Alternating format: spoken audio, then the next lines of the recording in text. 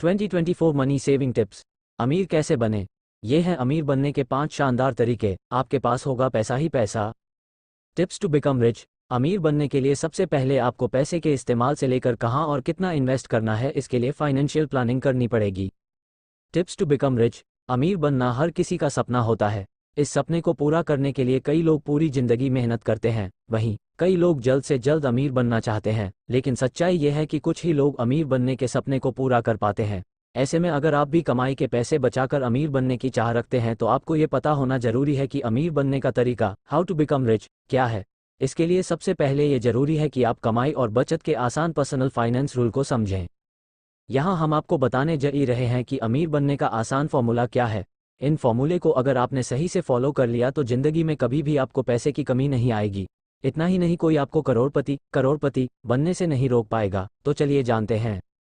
अमीर बनने के लिए सिर्फ कमाई तगड़ी होनी जरूरी नहीं। कई लोग बहुत अच्छी कमाई के बाद भी अमीर नहीं बन पा रहे हैं, क्योंकि उन्हें न तो पैसे बचाने का तरीका पता होता है, न ही वो सही जगह अपने पैसे को इन्वेस्ट कर पाते हैं। लेकिन अमीर बनने के लिए सिर्फ कमाई तगड़ी होनी जरूरी नहीं है। आप अपनी जो भी कमाई हो उसमें से कुछ पैसे बचाकर उसे सही जगह इन्वेस्ट करके अमीर बन सकते हैं। अमीर बनने के तरीके की बात करें तो इसमें अपनी कमाई के मुताबिक एक बजट बनाना, बचत करना और निवेश करना शामिल है। 5-0-3-0-2-0 रूल। अमीर बनने के लिए सबसे पहले आपको पैसे के इस्तेमाल से लेकर कहाँ और कितना इन्वेस्ट करना है, इसके लिए फाइनेंशियल प्लानिंग करनी पड़ेगी।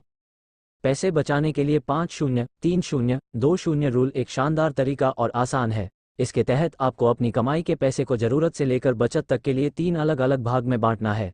इस 5-0-3-0-2-0 रूल का मतलब है कि आपको 50% अपने मंथली जरूरी खर्च के लिए रखना चाहिए।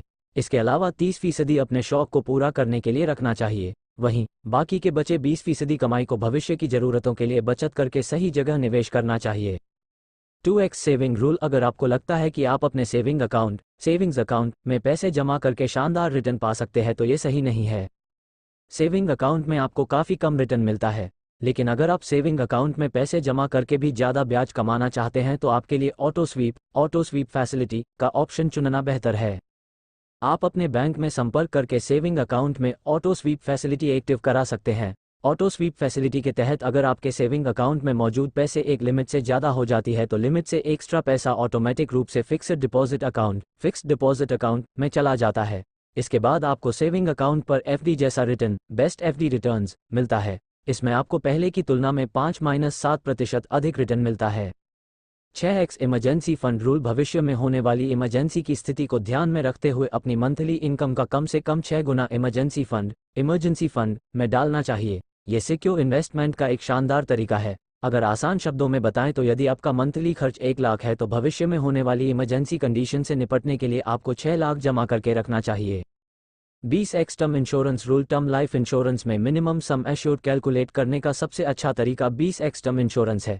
इसका मतलब यह है कि आपके पास सालाना इनकम का 20 गुना टर्म इंश्योरेंस कवर होना चाहिए। इंश्योरेंस एक्सपर्ट ऐसा मानते हैं कि टर्म लाइफ इंश्योरेंस कवर आपकी वर्तमान सालाना आय का कम से कम 15 से 20 गुना होना चाहिए।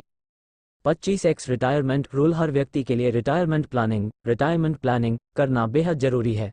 रिटायरमेंट प्लानिंग करते समय वैसे तो कई बातों का ध्यान रखा जाता है, लेकिन खास तौर पर तेजी से बढ़ रही महंगाई के हिसाब से रिटायरमेंट सेविंग्स करना चाहिए। इसके लिए 25x रिटायरमेंट सेविंग रूल काफ़ी जरूरी है।